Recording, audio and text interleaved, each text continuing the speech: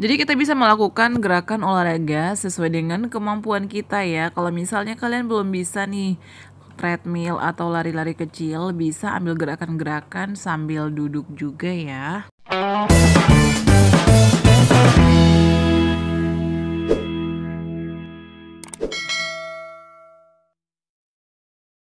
Assalamualaikum warahmatullahi wabarakatuh. Halo semuanya, selamat datang kembali channel aku ya. Salam sehat selalu.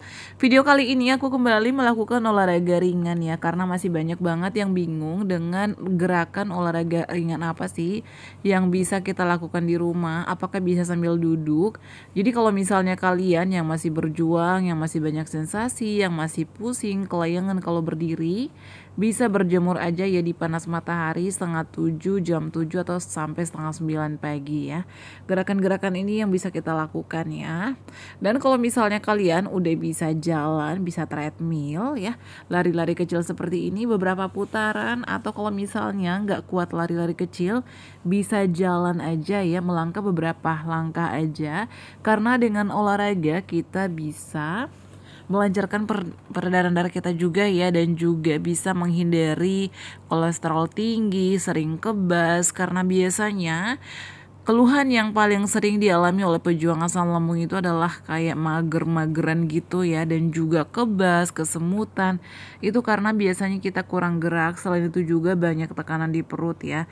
Makanya biasanya kita tuh sering sendawa dan juga banyak gas. Jadi lakukan olahraga ringan secara teratur, itu bisa membantu kita ya untuk pulih lebih cepat dari asam lambung.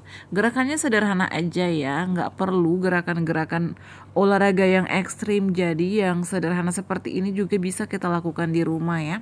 Nggak harus di lapangan, depan rumah pun bisa ya.